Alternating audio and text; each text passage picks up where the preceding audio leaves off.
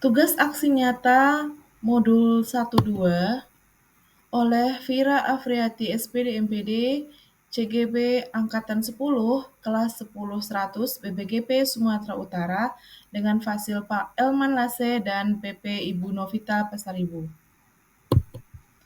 Tugas aksi nyata Modul 1-2 yaitu melaksanakan rencana yang telah dituliskan pada refleksi 4JP di bagian koneksi antarmateri mengenai pengembangan diri yang sederhana, konkret, dan rutin, serta dapat dilakukan sendiri dari sekarang.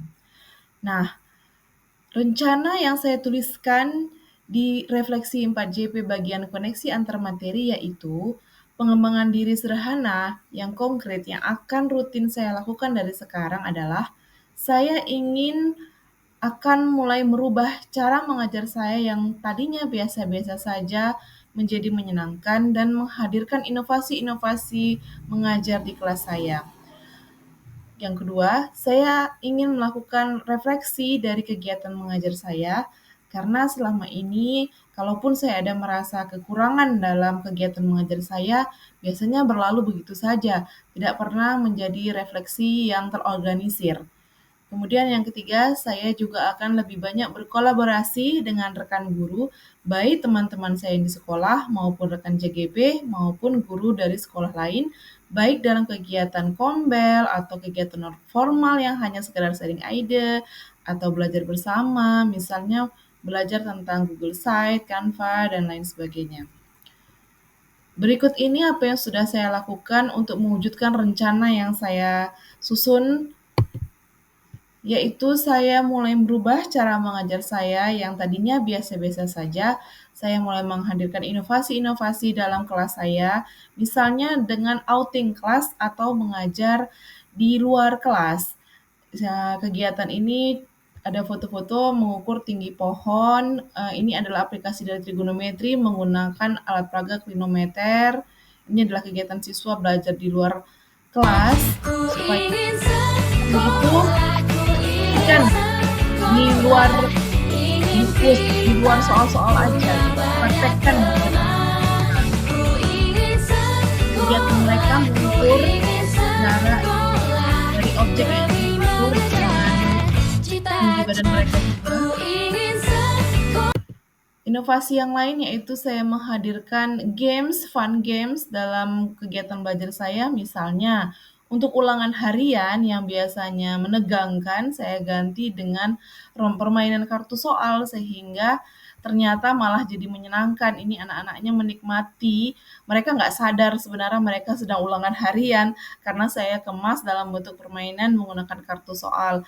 Nanti siapa yang bisa menjawab soal dengan benar, dia dapat mengantongi kartunya.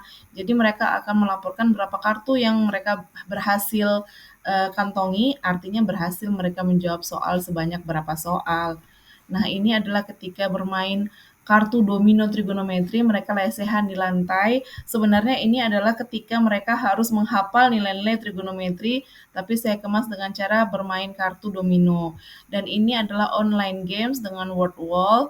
Ini mengulang-ulang pelajaran kemarin, mengingatkan dengan soal-soal sebelum mereka masuk mid semester supaya lebih menyenangkan. Saya kemas dengan online games. Ini adalah ketika bermain kartu trigonometri, kelihatan mereka senang. Jadi yang jongkok ini dihukum karena udah satu kali kalah.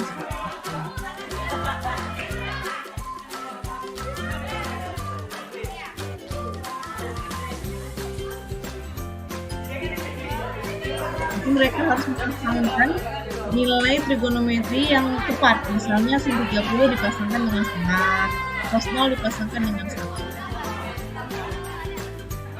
Jadi kalau ada yang salah, salah gitu.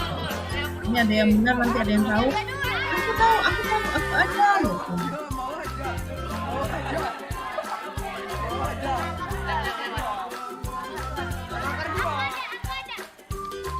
Nah, ini anak ini kan, aku ada gitu kan.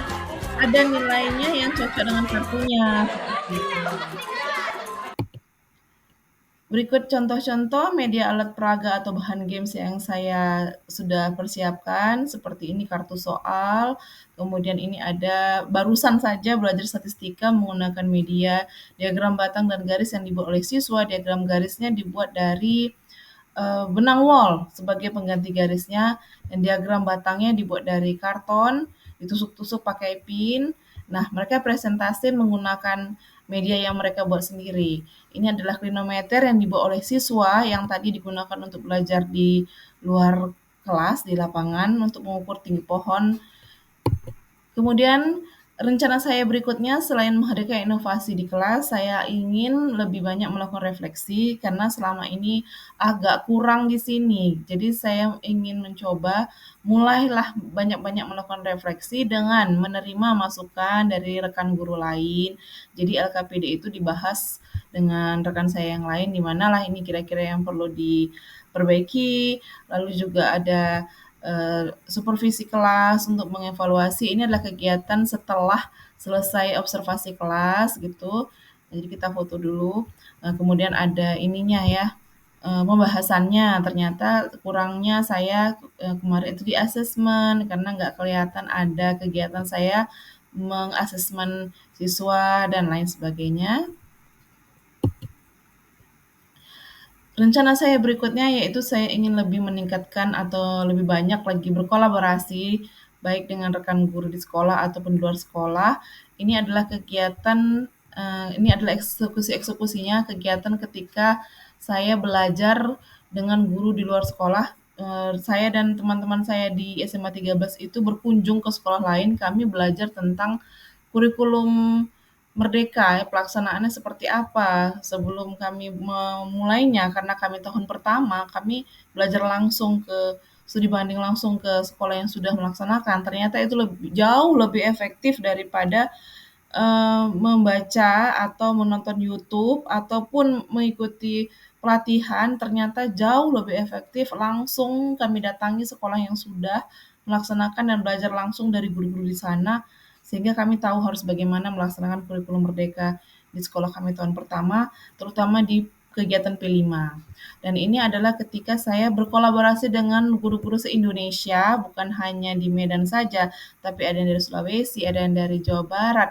Kami berkolaborasi di dalam kegiatan Google Workspace for Education. Dan ini adalah kegiatan Kombel ketika mengundang narasumber, kami mau belajar RHK pada saat itu, jadi saya belajar bersama teman-teman yang lain di komunitas belajar kami, mengundang narasumber untuk pengisian RHK, dan ini kemarin baru saja sebagai tindak lanjut dari Kombel kami agar terus rutin dilaksanakan secara bergantian, yang menjadi narasumber itu bergantian gitu. Jadi kali ini saya belajar dari rekan saya mengenai Canva. Baru saja terjadi hari ini ya, hari Selasa tanggal 1 Mei, tanggal 31 April dilaksanakan diklat optimalisasi Canva oleh rekan saya, dan nanti akan bergantianlah kami di Kombel itu untuk saling belajar. Demikian dan terima kasih. Semoga saya selalu tergerak, bergerak, dan menggerakkan. Demikianlah eksekusi dari rencana yang telah saya susun di Refleksi 4JP kemarin. Terima kasih.